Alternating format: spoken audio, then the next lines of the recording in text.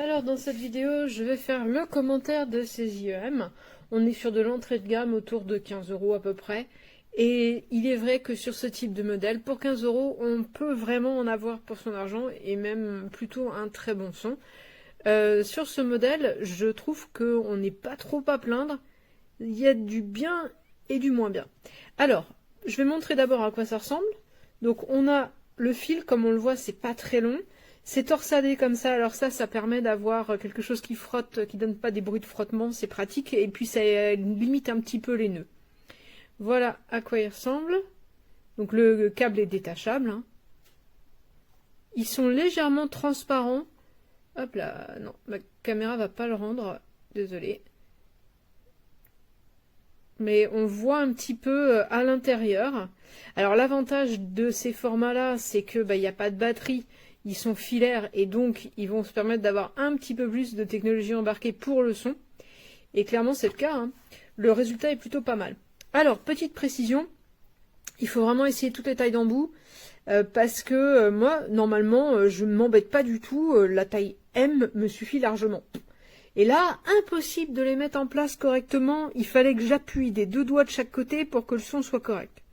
Et autrement, le son était vraiment atroce. Et au début, j'étais un peu surprise, je me dis, c'est pas possible.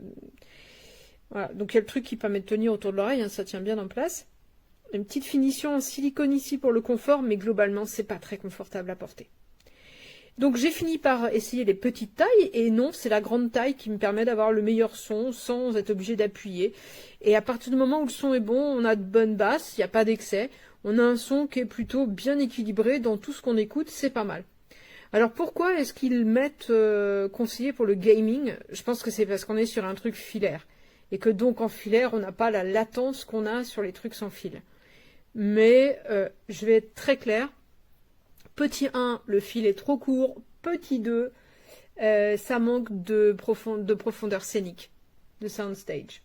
C'est ça qui m'a frappé en fait. Sur ce type de format, moi pourquoi j'irais chercher un format comme celui-là en filaire? Eh bien pour la profondeur de scène. Elle est souvent excellente sur ce genre de petits appareils, et ce même sur des entrées de gamme. Mais ici, c'est assez plat, ça s'arrête vraiment à l'endroit où le son débarque. On n'a pas une véritable profondeur. Je dis pas que c'est désagréable, le son est plaisant, c'est plutôt de bonne qualité pour 15 €. Mais par rapport au gaming, par exemple, si on est en FPS et qu'on veut localiser quelque chose, il faut un très bon soundstage. Bon, c'est pas le cas ici. Donc moi, je vois pas l'intérêt de dire gaming.